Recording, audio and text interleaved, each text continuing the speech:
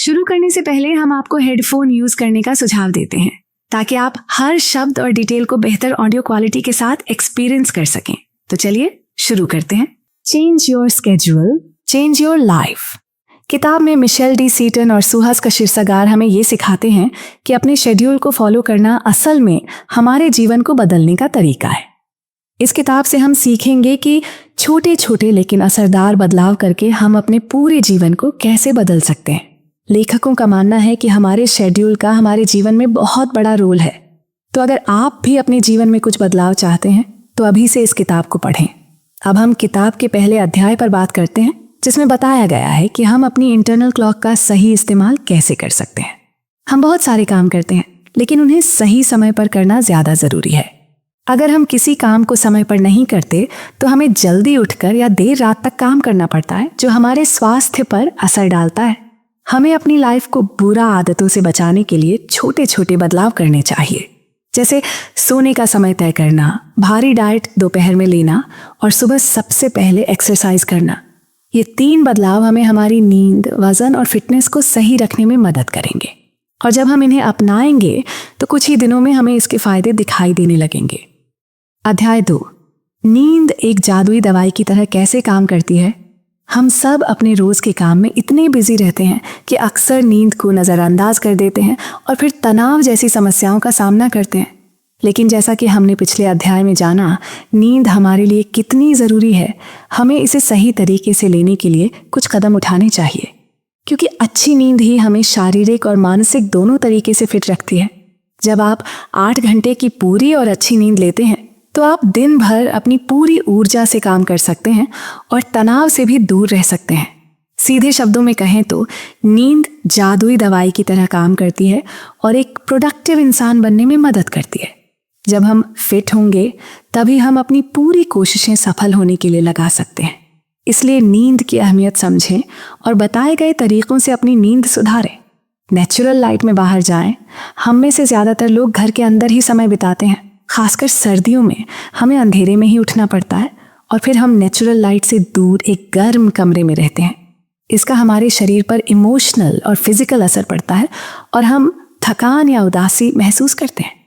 Natural light एक ऐसा system है जिससे हमारा शरीर अपनी सर्केडियन रिदम यानी नींद और जागने का समय सेट करता है। जब हमें नेचुरल लाइट नहीं मिलती तो हमारा शरीर कंफ्यूज हो जाता है और हमें नहीं पता चलता कि कब उठना है और कब सोना है। इसलिए बाहर नेचुरल लाइट में जाना बहुत ज़रूरी है। तो सबसे पहले इसका महत्व समझें। मॉर्निंग वॉक पर जाएं। सुबह की सैर से आपका स्वास्थ्य बेहतर होता है, क्योंकि सुबह की नेचुरल लाइट आपको ऊर्जा देती है। तो हर सुबह जल्दी उठकर 10-20 मिनट की मॉर्निंग वॉक पर जाएं। ऐसा करने से आप न सिर्फ दिन भर के काम में ऊर्जा से भरे रहेंगे, बल्कि रात को भी अच्छी नींद ले पाएंगे। रात की रोशनी, जितनी सुबह की लाइट ज़रूरी है उतनी ही रात की भी। इसलिए रात के समय का सही इस्तेमाल करें। अगर आप देर रात तक टीवी देखते हैं तो आपको पूरी नींद नहीं मिल पाएगी। नींद अपने आप नहीं आती, इसके लिए हमें अपने शरीर को तैयार करना होता है। इलेक्ट्रॉनिक डिवाइस की आर्टिफिशियल लाइट के कारण शरीर आराम नहीं कर पाता है, इसलिए सोने से 1 घंटा पहले इन डिवाइस को छोड़ देना चाहिए। इससे आप शांत रहेंगे और नींद बेहतर आएगी। खाने का समय और नींद, रात का खाना आपकी नींद पर असर डाल सकता है। अगर रात को भारी खाना खाएंगे या देर से स्नैक्स लेंगे तो आपके शरीर को आराम करने में परेशानी होगी। दरअसल रात में हमारा डाइजेस्टिव सिस्टम स्लो हो जाता है और भारी खाना पचाने में समस्या होती है, जिससे आपको गैस, कब्ज, सीने में जलन जैसी समस्याएं हो सकती हैं। इसलिए ध्यान रखें कि आप रात का खाना 6 बजे तक हल्का खाएं। इससे आपका शरीर बेहतर तरीके से आराम करेगा और नींद भी अच्छी आएगी। अध्याय 3, हम स्वस्थ तब होते हैं जब हम सही समय पर सही चीज खाते हैं। जैसे नींद के लिए कुछ बदलाव जरूरी है, वैसे ही स्वास्थ्य के लिए भी कुछ बदलाव करने होंगे, खासकर खान पान में। अगर हम सही चीजें समय पर नहीं खाते तो इसका असर हमारे शरीर पर पड़ता है। तो ये रहे कुछ बदलाव जिन्हें अपनाकर आप एक हेल्दी लाइफस्टाइल अपना सकते हैं। खाने का समय मायने रखता है। खाने का समय भी उतना ही मायने रखता है जितना खाना खुद। अगर आप सही समय पर नहीं खाते तो मोटापे जैसी समस्याएं हो सकती हैं। तो यहाँ कुछ टिप्स दी जा रही हैं। सुबह उठने के आधे घंटे के अंदर कुछ हेल्दी खाएं। सुबह 7 से 9 के बीच नाश्ता करें। लंच से पहले छोटे छोटे चाय या कॉफ़ी ब्रेक लें। 12 से 2 के बीच भारी लंच करें। 3 से 4 बजे तक हल्का खाना खाएं, शाम 6 बजे अपना आखिरी खाना खाएं, न्यूट्रिएंट से भरपूर नाश्ता करें। सुबह पेट खाली होता है और शरीर पूरे दिन के लिए तैयार होता है, तो नाश्ता न्यूट्रिएंट से भरपूर होना चाहिए। हरी सब्जियां, फल और एक स्मूदी से दिन की शुरुआत करें। हर दिन एक ही समय पर खाना खाएं। अपने डाइजेस्टिव सिस्टम को सही से काम करने के लिए आपको एक अच्छा खाना खाने का समय बनाना होगा। 1 हफ्ते तक हर दिन एक ही समय पर खाना खाने की आदत डालें। ऐसा करने से पेट की समस्याएं कम होंगी और आपका डाइजेस्टिव सिस्टम सही तरीके से काम करेगा। रात में स्नैक्स से बचें। रात को खाना खा चुके हैं तो स्नैक्स न खाएं। अगर आपको भूख लगे तो पानी या हर्बल टी पी सकते हैं। रात को खाने की ज़रूरत नहीं है। अध्याय 4, सही समय पर सही एक्टिविटी करें। हमारे शरीर में 2 सबसे ज़रूरी हिस्से दिल और दिमाग होते हैं और ये दोनों सांस से आपस में जुड़े होते हैं। जब आप गहरी सांस लेते हैं तो आप अपने दिल और दिमाग को तुरंत जोड़ लेते हैं। आप इसे अब भी करके देख सकते हैं। धीरे धीरे गहरी सांस लें और उस सांस को एंजॉय करें। अब आप शायद महसूस कर सकते हैं कि गहरी सांस लेने से आपका थोड़ा तनाव कम हो गया है। हालांकि ये आमतौर पर ध्यान और योग में किया जाता है, लेकिन वर्कआउट के शुरुआती स्तर पर भी ये फायदेमंद होता है। इसलिए वर्कआउट करते वक्त इन बातों का ध्यान रखें। जितनी जल्दी हो सके वर्कआउट करें। जब आप अपना वर्कआउट जल्दी करते हैं तो इससे आपको अपने ब्लड शुगर को कंट्रोल करने में मदद मिलती है। लेकिन सुबह सबसे पहले वर्कआउट करने से और भी बड़ा फायदा हो सकता है। जब आप नाश्ते से पहले वर्कआउट करते हैं तो आपको दिन भर ऊर्जा और ताजगी महसूस होती है। पहले वर्कआउट करते हैं तब शरीर भूखा होता है। इसलिए जब आप अपनी मसल्स को ऑक्सीजन खत्म करने के लिए मेहनत करते हैं तो खून में कम शुगर होने की वजह से शरीर खुद को मेंटेन करने के लिए तैयार हो जाता है।